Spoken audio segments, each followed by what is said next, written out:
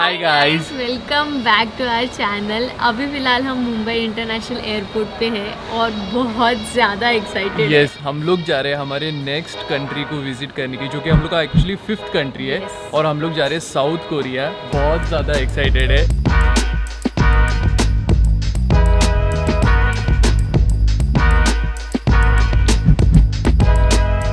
और आज का जो जर्नी है वो काफ़ी ज़्यादा लंबा होने वाला है। ऑलमोस्ट 24 आवर्स का फ्लाइट है और हम लोग का जो ले हो रहा है वो हम लोग के फेवरेट एयरपोर्ट पे, जो कि है सिंगापुर एयरपोर्ट। और हमारा जो फ़्लाइट है वो सुबह 11:45 का है। हम यहाँ पहुँच गए थे एयरपोर्ट पे 8 बजे ही। और इतना शॉकिंग था, लास्ट टाइम जब हमने सिंगापुर एयरलाइंस से फ़्लाई किया था तो हम सिंगापुर से रिटर्न आ रहे थे मुंबई, बट मुंबई से इस बार हमने फ़र्स्ट टाइम फ़्लाई किया। तो एक्सपीरियंस जो था वो बैगेज ड्रॉप का, चेक इन का, वो बहुत ज़्यादा स्मूथ था। सब कुछ एकदम क्विकली हो गया। मतलब 8 बजे तो हम पहुँचे और इमिग्रेशन से लेके सिक्योरिटी सब कुछ हमारा 9 बजे कंप्लीट हो गया था।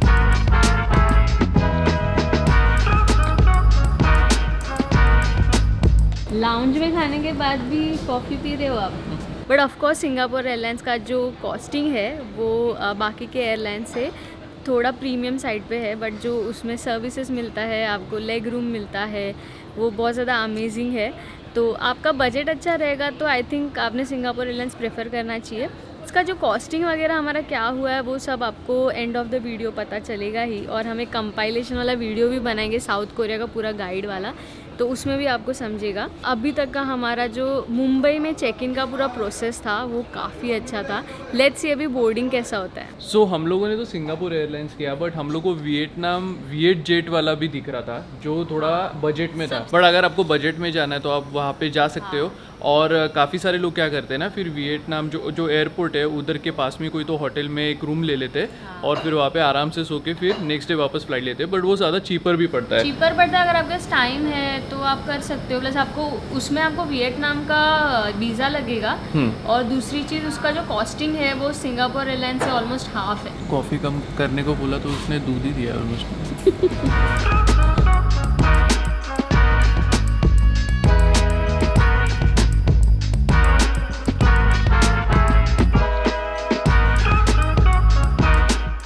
जो बिगिनर है या फिर जो फर्स्ट टाइम ट्रैवल कर रहा है, मैं उनके लिए ये इन्फॉर्मेशन दे रही हूँ। जब भी आपको इंटरनेशनल ट्रैवल करने जाते हो तो जैसे आप बैगेज ड्रॉप के लिए जाओगे जहाँ पे आपको बोर्डिंग पास मिलता है आपका, वहाँ पे आपको वीज़ा पूछेंगे अगर वीज़ा एप्लीकेबल है तो। जैसे कोई कंट्रीज़ में वीज़ा ऑन अराइवल होता है, जैसे थाईलैंड, तो वहाँ पे आपको वीज़ा नहीं पूछेंगे।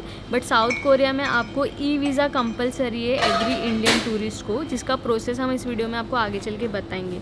तो वहाँ पे आपको वीज़ा दिखाना होता है और हमारा जो बैग वगैरह है वो सीधा वो लोग ट्रांसफ़र करेंगे और सीधा हमें कोरिया में मिलेगा। सिंगापुर में हमें पिकअप करने की ज़रूरत नहीं है। इमिग्रेशन में भीड़ बहुत ज़्यादा कम थी। मतलब हम लोग जैसे ही गए वैसे हमारा इमिग्रेशन क्लियर हो गया और उन्होंने भी हमें क्वेश्चन पूछे किस रीज़न से जा रहे हो, कहाँ जा रहे हो, पासपोर्ट देखा, वीज़ा देखा, और फिर उन्होंने वहाँ पर स्टैम्प मारा और हमारा इमिग्रेशन क्लियर हो गया।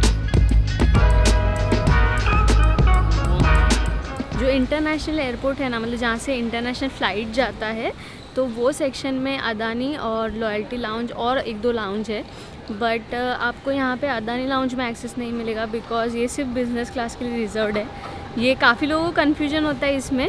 जो इंटरनेशनल टर्मिनल का डोमेस्टिक साइड है वहाँ पे आपको अदानी लाउंज में एक्सेस मिलता है, अगर आपका इकोनॉमी क्लास रहेगा फिर भी। यहाँ पे आपका इंटरनेशनल फ़्लाइट अगर है ना तो आप जाइए लॉयल्टी लाउंज में, वहाँ पे आपको एक्सेस इजीली मिल जाएगा। बहुत एम्प्टी मिला हमें। अच्छे से ब्रेकफास्ट किया हमने और फिर हमने आके यहाँ पे कॉफ़ी पिया।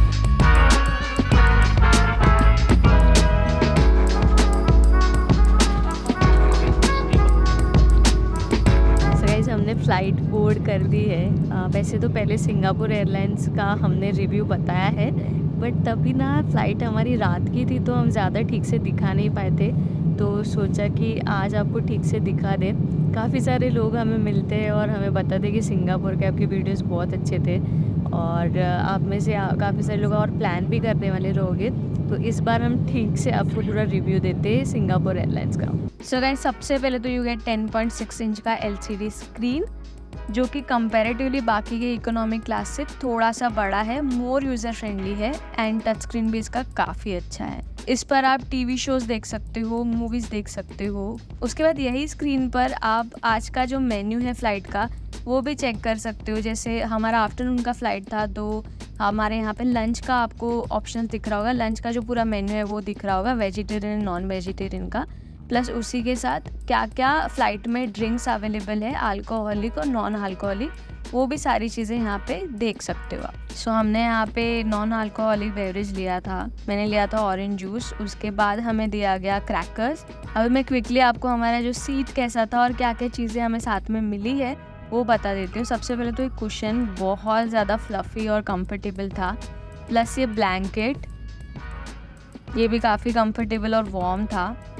उसके बाद जो सीट के पीछे उन्होंने एक कुशन दिया हुआ है, या फिर नेक सपोर्ट बोल सकते हो कुशन से ज़्यादा, वो भी काफ़ी अच्छा है। आप उसे एडजस्ट कर सकते हो अपने नेक के हिसाब से। सिंगापुर एयरलाइंस का सबसे बेस्ट पार्ट मुझे यही लगता है कि उनका लेग रूम काफ़ी अच्छा होता है। उसके बाद यहाँ पर आता है ये ट्रे भी काफ़ी अच्छा है। उसके साथ ही में अगर आप उसको हाफ फोल्ड ही रखते हो तो आप मिरर में खुद का फेस भी चेक कर सकते हो। आपको कुछ मेकअप वगैरह करना है तो वो भी कर सकते हो। साथ ही में आते हैं ईयरफोन्स।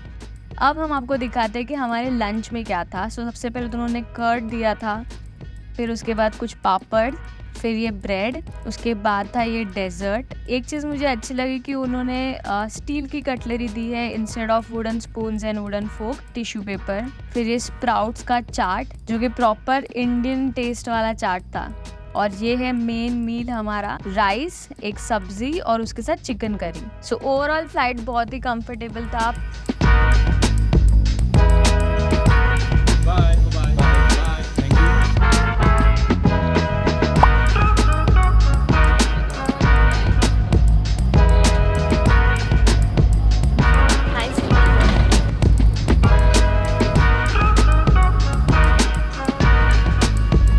सो फाइनली हम लोग सिंगापुर एयरपोर्ट पहुंच गए हैं। ये हम लोग का थर्ड टाइम है, उसके लिए थोड़ा सा ऐसा जाना पहचाना एयरपोर्ट लग रहा है और ऐसा नहीं लग रहा है कि किसी नई जगह पे आए। हाँ, बट कोई जो फर्स्ट टाइम आएगा ना वो उसको थोड़ा ओवरवेलमिंग लगेगा क्योंकि बहुत बड़ा है। स्काई ट्रेन है, ट्रेन से आप एक टर्मिनल से दूसरे टर्मिनल जाते हो, पर आप अगर आराम से सब कुछ चेक करके सब कुछ पढ़ के अगर ट्रेन में चढ़ते हो ना तो आराम से आप ट्रैवल कर सकते हो। जैसे आपने देखा अभी हम लोग ट्रेन से T3 में आ गए। यहाँ पे हम लोग मुंबई से निकले थे 11:45 को, तो यहाँ पे पहुँचते 5 बज गए इंडियन टाइम के हिसाब से।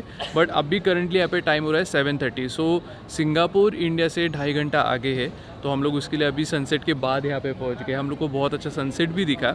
अभी हम लोग ये थोड़ा टर्मिनल पे घूमेंगे, थोड़ा एक्सप्लोर करेंगे, कुछ खा भी लेंगे। हाँ। और फिर हम लोग को आई गेस 11:30 के आसपास समझेगा, क्योंकि हम लोग का रात का 2:30 बजे का फ्लाइट है, तो 11:30 के आसपास हम लोग को समझेगा कि हम लोग का फ्लाइट का गेट एग्जैक्टली कौन सा है। सो गाइस, अभी मैं आप सभी के साथ सबसे इम्पॉर्टेंट इन्फॉर्मेशन शेयर करने जा रही हूँ, जो कोई भी इंटरनेशनल ट्रैवल का सबसे ज़्यादा ज़रूरी पार्ट होता है, वो है वीज़ा का प्रोसेस। अगर आप साउथ कोरिया के लिए प्लान कर रहे हो तो इंडियन पासपोर्ट होल्डर्स को कंपलसरी वीज़ा है, आपको ई वीज़ा के लिए अप्लाई करना पड़ता है। और ये ई वीज़ा अप्लाई करने के 2 तरीके हैं, डिपेंड करता है कि आप इंडिया में कौन से पार्ट में रहते हो। तो अगर मैं मुंबई की बात करती हूँ, क्योंकि मैं मुंबई में रहती हूँ, तो मुंबई में ऐसा है कि लास्ट ईयर तक आप कॉन्सुलेट में जाके अप्लाई कर सकते थे डायरेक्टली, बट उन्होंने लास्ट ईयर से ये बंद कर दिया है और उन्होंने कुछ 10 से 12 ऑथराइज्ड एजेंट लिस्ट किया है उनके वेबसाइट पे। आप उनमें से किसी एजेंट के थ्रू वीज़ा के लिए अप्लाई कर सकते हो। और वीज़ा एप्लीकेशन के लिए आपको जो डॉक्यूमेंट चाहिए वो है, सबसे पहले तो ओरिजिनल पासपोर्ट चाहिए जिसका 6 मंथ का वैलिडिटी मिनिमम होना चाहिए, 2 फोटोग्राफ्स चाहिए और उसके जो स्पेसिफिकेशन है वो आपको यहाँ पे स्क्रीन पे दिख जाएगा। फिर आपको कंफर्म्ड एयर टिकट चाहिए, बहुत ज़्यादा इम्पॉर्टेंट है। और जो होटल बुकिंग है उसमें आप ऐसा कर सकते हो कि पे लेटर वाला ऑप्शन करके बुक कर सकते हो, हमने वही किया है। फिर उसके बाद आपको लगता है कवर लेटर, अगर आप जॉब कर रहे हो तो वो आपके जहाँ पर भी जॉब कर रहे हो वो कंपनी के लेटर हेड में वो कवर लेटर चाहिए। और अगर आपका बिज़नेस है हमारी तरह तो आपके खुद के कंपनी के लेटर हेड पे वो कवर लेटर चाहिए। उसमें बेसिक चीज़ें लिखनी होती है कि आपका ट्रैवल डेट्स कौन सा है, कौन से होटल में रुकने वाले हो, पर्पस क्या है और आपके पास उतना पैसा है कि आप खुद का खर्चा उठा सकते हो। ये सारी चीज़ें वो लेटर हेड में आपको लिखनी होती है। बट फिर भी आपको इसका फॉर्मेट चाहिए सारी जो भी डॉक्यूमेंट का लिस्ट वगैरह चाहिए तो आपको ये सारी चीज़ें हमारे ट्रैवल गाइड में मिल जाएगी। उसका डाउनलोड लिंक हमने डिस्क्रिप्शन बॉक्स में डाला है, आप जाकर चेक कर सकते हो। अगर आपका बिजनेस है तो ये स्पेसिफिकली उनके लिए है। प्रूफ लगता है आपका, फॉर एग्जांपल GST सर्टिफिकेट। इसके अलावा जो आपको लगता है वो लास्ट 3 साल का IT रिटर्न्स, 3 महीने का बैंक स्टेटमेंट लगता है, उसमें स्टैम्प लगता है आपके बैंक का। आप डाउनलोड करोगे तो भी चलेगा या फिर आपके पास पासबुक रहेगा वो भी चलेगा, बट बैंक का स्टैम्प बहुत ज़्यादा इम्पॉर्टेंट है। और उसके अलावा आपको लगता है आपके बिज़नेस का प्रूफ, अगर आप बिज़नेस करते हो तो बिज़नेस प्रूफ में क्या आता है तो GST सर्टिफिकेट आप दिखा सकते हो। तो ये सारे डॉक्यूमेंट्स आपको लगते हैं। उसके साथ जो वीज़ा का फ़ीस है 2800 पर पर्सन उसका फ़ीस है, वो आपको बैंक ड्राफ्ट में उनको पे करना पड़ता है। इसके अलावा आपको एजेंट का फ़ीस समवेयर अराउंड 600 to 700 पर पर्सन देना होता है। सो गाइज़, ये सारे डिटेल्स के साथ आप एक चीज़ माइंड में रखिए कि जब आप वीज़ा के लिए अप्लाई करो तो एटलीस्ट 1 महीने पहले अप्लाई करो, क्योंकि आपको वीज़ा जहाँ से आप अप्लाई करोगे वो बोलेंगे कि आपको 10 वर्किंग डेज़ लगते हैं। बट अगर कुछ रीज़न से अगर वो डिले होता है तो वो 15 डेज़ तक भी जा सकता है, 20 डेज़ तक भी जा सकता है।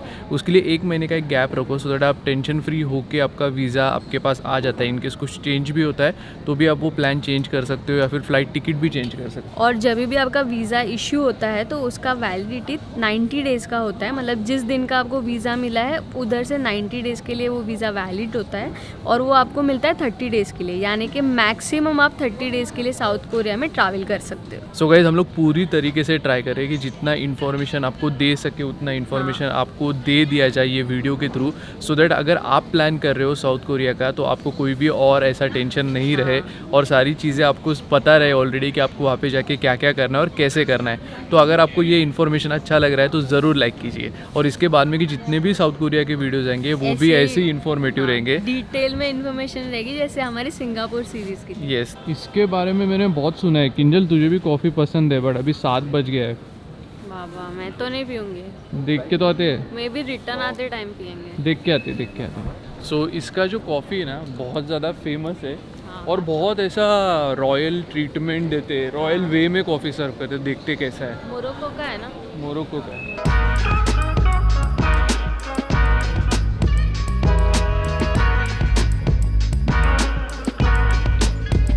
ये सब कॉफ़ी रखे हैं हमने यहाँ पे। अरेबिका 1910 से ये कॉफ़ी है। मस्त है ना, पैकेजिंग कितना रॉयल लग रहा है। रॉयल है एकदम। और ये उनका क्लासिक कॉफ़ी है, 1910 का कॉफ़ी है ये। वाओ, और ये मतलब मीडियम स्ट्रॉन्ग है, बहुत ज़्यादा स्ट्रॉन्ग नहीं है वो बोली। ये कुछ बड़ा कप नहीं है बट ये बहुत काफ़ी बड़ा बड़ा कप है। है। और इसके अंदर उसने बोला कि मिल्क है, मिल्क ऐड करने के लिए। और ये देखिए शुगर के लिए। नाइस। और ये चॉकलेट क्रोसॉन लिया। चॉकलेट क्रोसॉन, इसका टोटल हम लोग का 700 कुछ तो होगा। इंडियन ये कॉम्बो ही है। हाँ,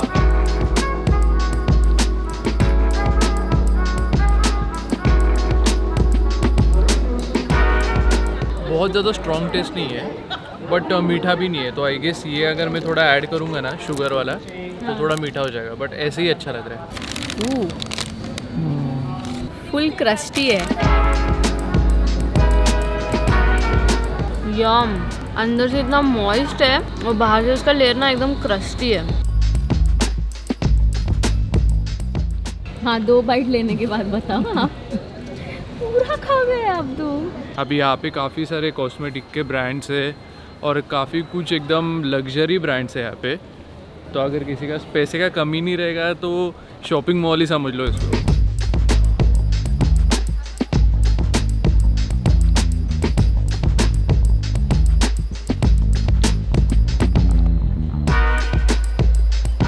सो हम लोग दूसरे फूड कोर्ट में आए और इसका नाम है स्ट्रीट फूड। ये थोड़ा ऊपर के लेवल पे, और यहाँ पे इंडियन फूड भी मिलता है, कावेरी एक्सप्रेस करके। तो वहाँ से हम दोनों ने प्लेन डोसा बोला है और डोसा का कॉस्ट है $7 पर डोसा, तो हम लोग का $14 हुआ है। तो यहाँ से ऑर्डर करना है। तो 850 का डोसा खाने के बाद अभी हम मूवी देखने आए हैं। यहाँ पे मूवी थिएटर है जहाँ पे आप फ्री में देख सकते हो, और ये 2nd फ्लोर पे, मतलब जहाँ पे हमने डिनर किया, जो फूड स्ट्रीट है वहाँ से स्ट्रेट आपको आना है। आपको ये एम्बेसडर ट्रांजिट होटल दिखेगा, उसके ठीक बाजू में मूवी थिएटर है। हाँ, और अगर आपके ऐसे लॉन्ग लेओवर्स होंगे ना 12 घंटा 14 घंटा, तो आप यहाँ पे आर्ली बेसिस पे रूम बुक कर सकते हो। आई थिंक मिनिमम 6 आवर्स है, बट एक्सपेंसिव है, बट आई थिंक अगर आपका लॉन्ग लेवर होगा तो आप आराम से रेस्ट कर पाओगे और काफ़ी अच्छा होटल है। यहाँ पे उन्होंने लिखा भी है movie theatre free screening all day all night.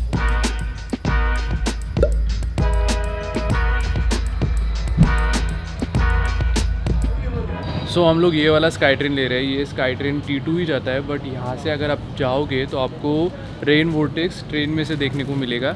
अगर आपके पास वीज़ा नहीं रहेगा सिंगापुर का और आप सिर्फ ट्रांजिट में हो तो आप ये वे ऑप्ट कर सकते हो अगर आपको रेन वोर्टेक्स देखना हो। रेन वोर्टेक्स का भी ना ऐसा अलग अलग टाइमिंग है, तो 11 बजे तक शुरू होता है। 11 बजे तक शुरू होता है और रात को तो लाइट शो भी होता है। तो अभी अगर हमारा ट्रेन पास भी होता है तो ज़रूरी नहीं कि रेन वोर्टेक्स में से पानी गिरता रहेगा, एटलीस्ट दिख जाएगा कि यहीं से मिलता है कि नहीं।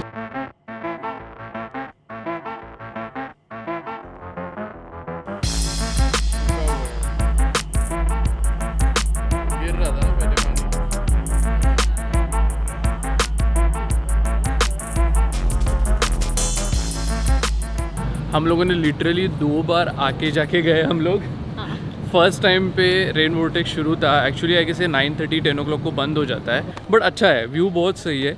इवनिंग के टाइम पे वो आई गेस जो लाइट शो हो रहा था वो भी बहुत अच्छा लगेगा। अगर आपके पास वीज़ा रहेगा तो आप वहाँ पे जाके ज़रूर देखिए। सिर्फ आपको जो स्काई ट्रेन पकड़ना है टर्मिनल 2 के लिए, वो एम्बेसडर होटल के नीचे वाले फ्लोर पे है और एग्जैक्टली उसके सामने, मतलब आपको वहाँ से दिख जाएगा। यहाँ पे बैगेज स्टोरेज के ऑप्शंस है बहुत जगहों पे, मतलब डिफरेंट पार्ट्स ऑफ एयरपोर्ट पे। जैसे यहाँ पे जो फूड स्ट्रीट है हमने जहाँ पे डिनर किया, उसके ठीक नीचे के साइड पे एक बैगेज स्टोरेज है और ऑब्वियसली चार्जेबल है, फ्री ऑफ कॉस्ट नहीं है। चार्जेस स्टार्ट होते हैं आपके $5 से, वो लूज़ आइटम्स के लिए। फिर जो छोटा बैग होता है स्मॉल साइज़ का कैबिन बैग, उसके $10 है।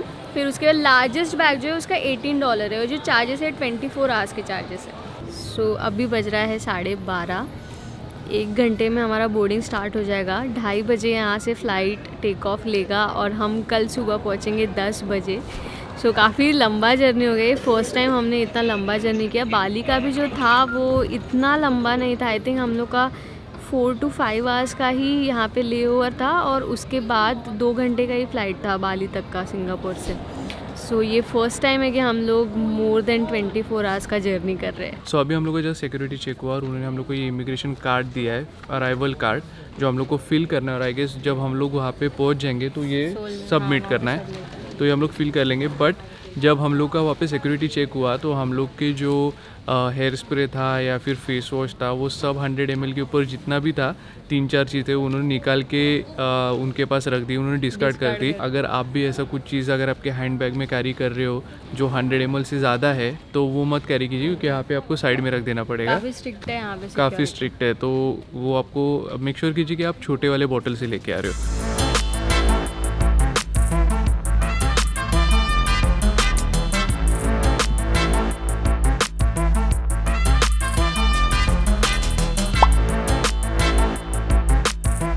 सो अभी हमने एयरपोर्ट से सिर्फ $100 एक्सचेंज किए हैं, क्योंकि हम लोग को सिटी में शायद अच्छा रेट मिलेगा और भी, तो यहाँ पे इमरजेंसी के लिए हम लोग को सिम कार्ड वगैरह लेना है, तो हमने सिर्फ अभी $100 और अगर बस से ट्रैवल कर रहे हैं तो मे भी हम लोग को इससे पे करना पड़ेगा, उसके लिए हम लोगों ने $100 का कर लिया।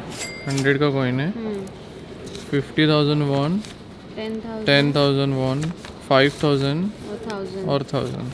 सो गाइज फाइनली हम लोग इचियोन एयरपोर्ट पहुंच गए, साउथ कोरिया हम लोग पहुंच गए और काफ़ी ज़्यादा थक गए क्योंकि रात को मुझे बिल्कुल भी नींद नहीं आया। 7 घंटे का फ़्लाइट था, बिल्कुल भी नींद नहीं आया। इनफैक्ट लैंडिंग के टाइम पे मैं आधा घंटा सोया। किंजल के साथ भी सेम हुआ। अभी हम लोगों ने इमिग्रेशन वगैरह कर डाला, इमिग्रेशन बहुत स्मूथली हुआ, कोई भी क्वेश्चंस नहीं पूछा। जो फॉर्म दिया था वो फॉर्म हम लोगों ने भर दिया था, वीज़ा हम लोग के साथ था और पासपोर्ट, और साथ में हम लोगों ने सिर्फ सॉफ्ट कॉपी रखा था होटल बुकिंग्स का, बट वो पूछा कुछ नहीं हम लोग को। यहाँ से पॉसिबली हम लोग सिम कार्ड लेंगे, देखेंगे कि क्या कॉस्टिंग है, आपको भी बता दें कि सिम कार्ड का क्या कॉस्ट है यहाँ पे, और उसके बाद में हम लोग प्रॉबेबली बस या फिर टैक्सी लेके होटल जाएंगे। सो ये काउंटर है और यहाँ पे सिम कार्ड भी मिल रहा है और पोर्टेबल वाईफाई भी मिल रहा है। Do you know T-Money card? For the transportation, it's gift for you. Yes. So, but there is no money. You have to top up first. Okay. And SIM card and PIN सो हमने लिया है LG का एक SIM card, दोनों के लिए 10 days का।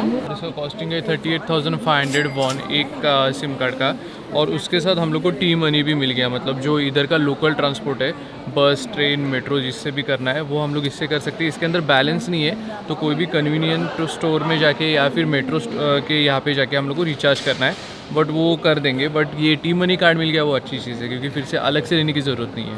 एक चीज़ उन्होंने और अच्छी क्या की है ना, कि इसके साथ ये पिन दिया है सिम कार्ड का ट्रे निकालने के लिए। सो हमने यहाँ पे जो सिम कार्ड लिया वो अप्रॉक्सीमेटली इंडियन रुपीज़ में हमें 2300 में पड़ा।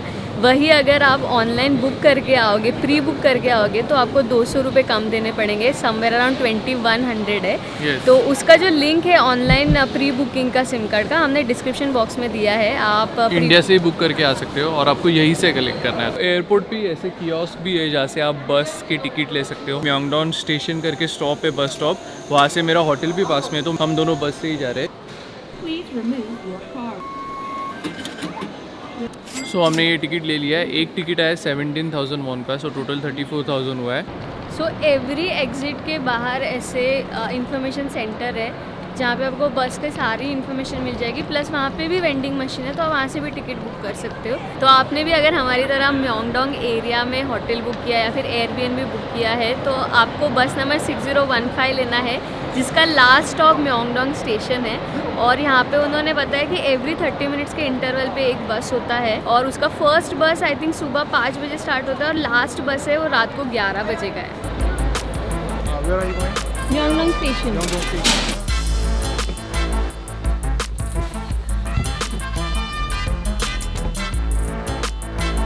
ये वाला जो सीट है ये पूरा ऐसा रिक्लाइन होता है।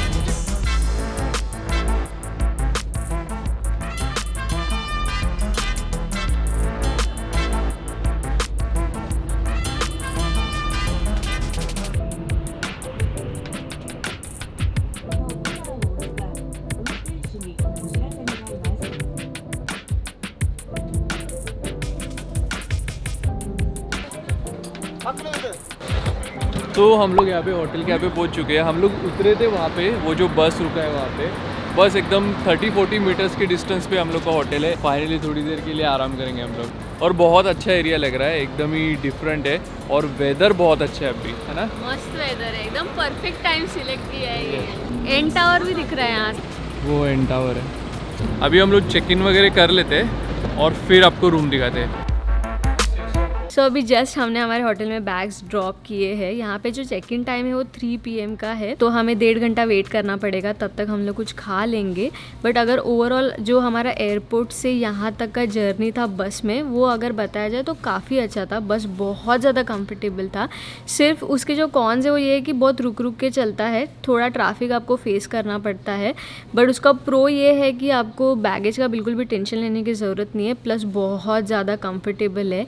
बट अगर आपको बजट ऑप्शन चाहिए तो आप ऑफ कोर्स ट्रेन प्रेफर कर सकते हो, वो थोड़ा फास्टर भी होगा और चीपर भी होगा।